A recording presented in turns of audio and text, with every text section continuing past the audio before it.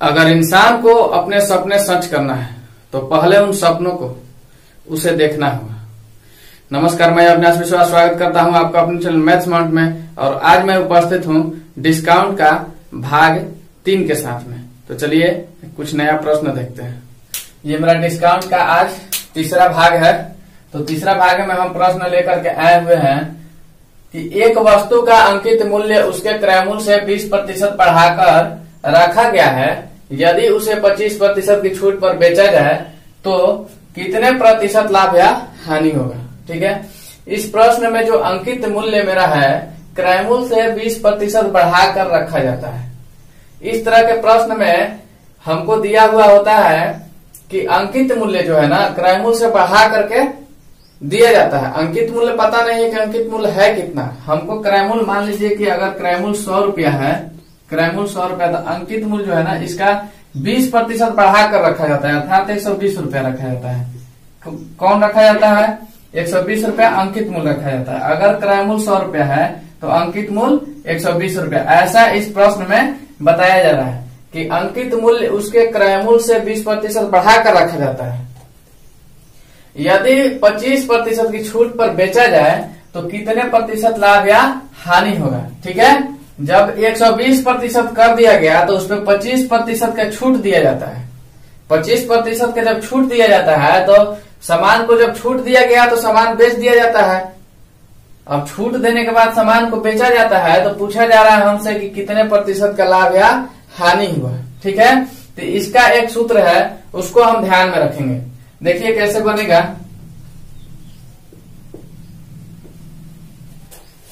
लाभ प्रतिशत या हानि प्रतिशत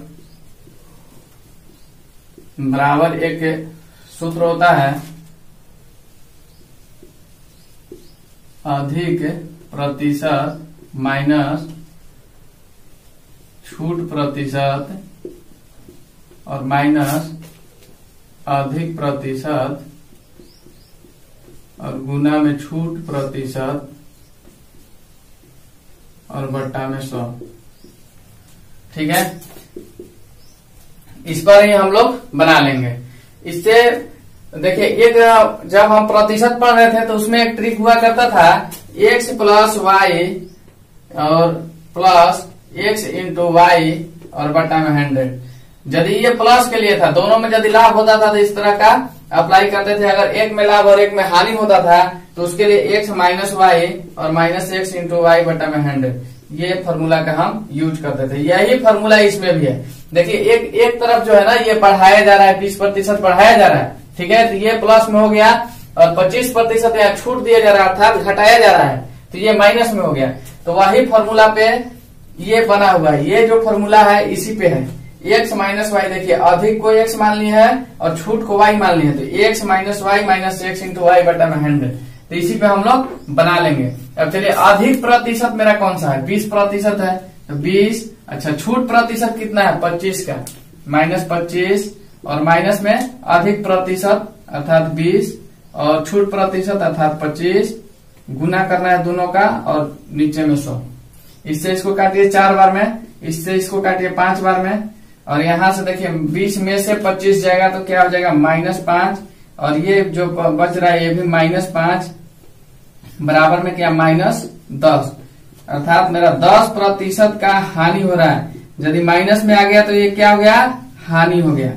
ठीक है, तो कुछ नहीं है, x minus Y minus X into Y बटा में 100 पे ये सूत्र डिपेंड है, तो इसको हम लोग ध्यान में रखेंगे। ठीक है, इस तरह से जब भी प्रश्न आता है तो ऐसे ही सॉल्व कर लीजिएगा। चलिए आगे देखिए, प्रश्न दिया हुआ है यदि किसी वस्तु का अंकित मूल्य क्रय मूल्य से 40% अधिक है और वह 25% की छूट पर बिके तो लाभ या हानि प्रतिशत बताएं। पीछे वाले प्रश्न के जैसा ही है, सेम प्रश्न है। तो चलिए देखिए इसको कैसे बनाएंगे। वस्तु का अंकित मूल्य क्रय मूल्य से 40% अधिक है और 25% की छूट पर बिके तो लाभ या हानि बताना है। पहले तो हम मान लेंगे कि क्रय मूल्य जो है, प्रश्न समझने के लिए बता रहे हैं, क्रय मूल्य अगर 100 रुपया है और अंकित मूल्य कितना 40% अधिक, तो 100 का 40% निकालिएगा तो 140 हो जाएगा। ठीक है, तो 140 रुपए इसका अंकित मूल्य हो गया। तो अब इस प्रश्न में दिया है कि 25% की छूट पर उसको बेचना है। तो 25% की छूट पर बेचेगा तो इसका 75% पर बेचेगा। 140 का 75% पर बेचेगा तो बोल रहा है कि लाभ होगा या हानि होगा। इस धंधा में इसको क्या होता है, तो चलिए देखते हैं इसको क्या होता है, लाभ होता है कि हानि होता है, ये हम बताएंगे इसको। तो प्रतिशत लाभ या हानि बराबर आप समझ ही रहे हैं, प्रतिशत लाभ या हानि प्रतिशत बराबर आप सूत्र जानते हैं, अधिक प्रतिशत माइनस छूट प्रतिशत माइनस अधिक प्रतिशत गुना छूट प्रतिशत और बटा में 100।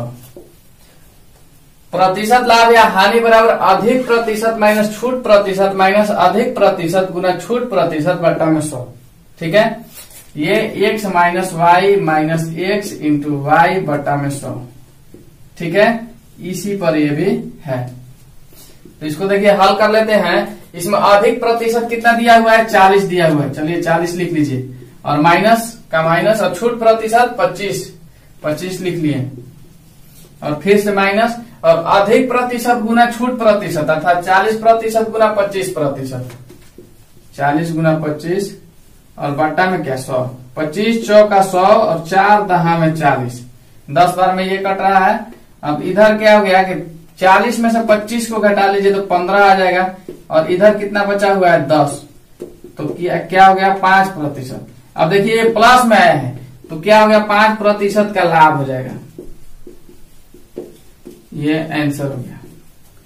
ठीक है, इस प्रश्न में क्या हो रहा है, 5% का लाभ हो रहा है इसको।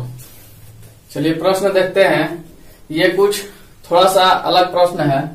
20% छूट देकर 12% लाभ लेने के लिए अंकित मूल्य क्रयमूल्य से कितने प्रतिशत बढ़ाकर रखना होगा।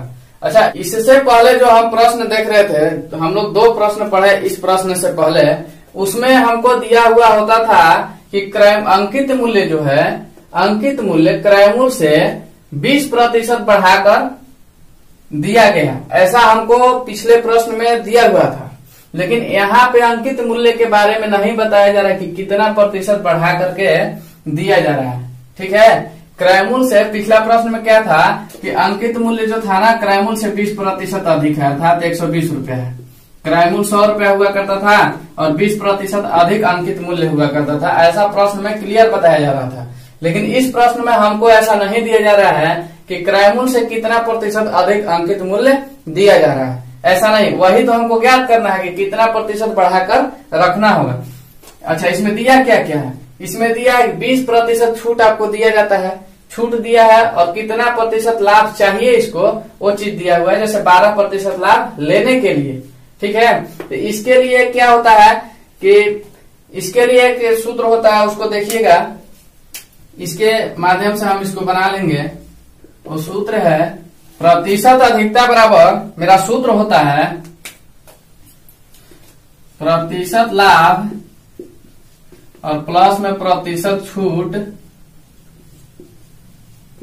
और बट्टा में 100 माइनस प्रतिशत छूट